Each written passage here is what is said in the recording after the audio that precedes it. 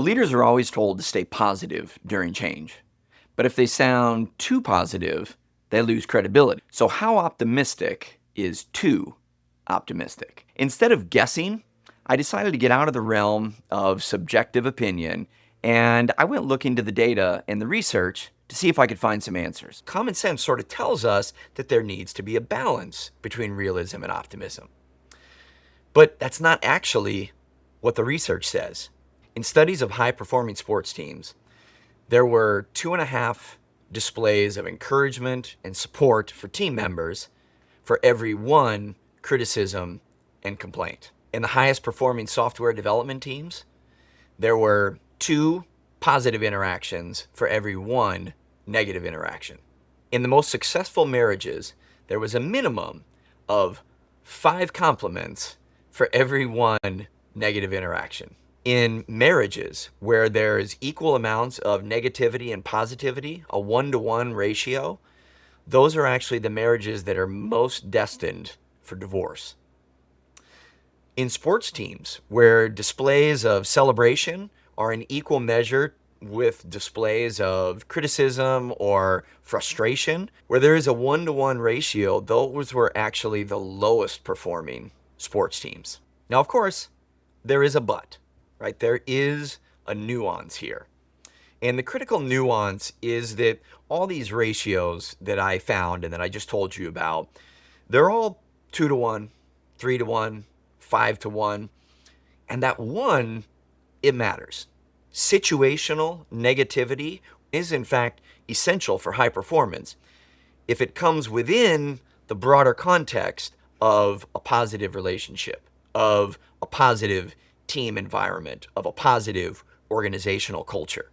Then, when you have to inject these little doses of negativity, for example, for surgical teams in hospitals, when they're in the midst of an operation or a surgery, when it's kind of a high pressure situation and it's time bound, then it's critical for people to kind of like take the gloves off and not be afraid to call out, "Doctor, you forgot to take that swab out of the patient.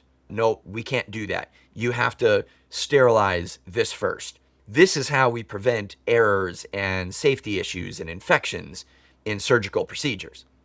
But again, it only works inside the context of an overall positive relationship. The question is, why?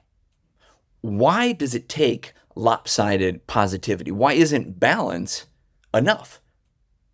And the answer has to do with a little quirk of the human mind.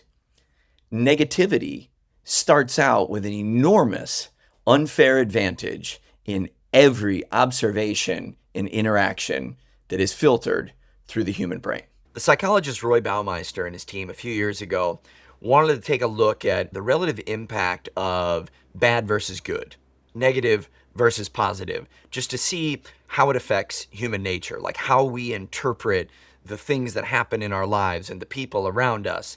And what they found was, well, quite honestly, not good. In every single instance, bad is stronger than good. Negative events dominate our attention more than positive events.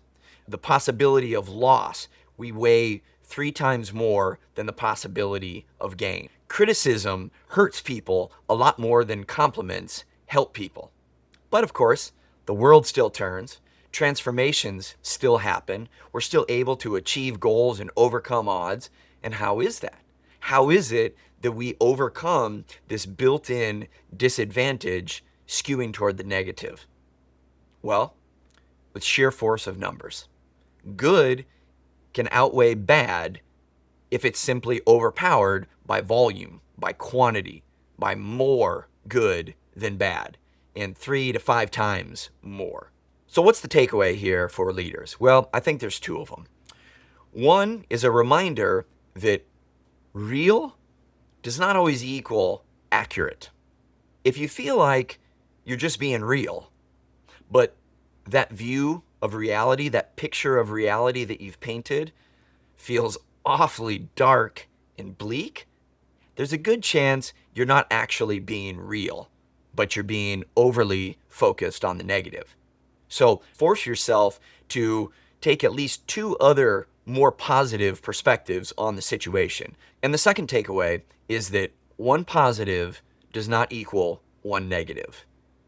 So if you think that one compliment is going to outweigh that one critique and or insult that you felt like you had to level at this person, it's not the case. It's going to take 3 or 4 or 5 to outdo that one critique. The truth is, like we all suspected, peak performance in life and work does sit somewhere on that spectrum between negativity and positivity.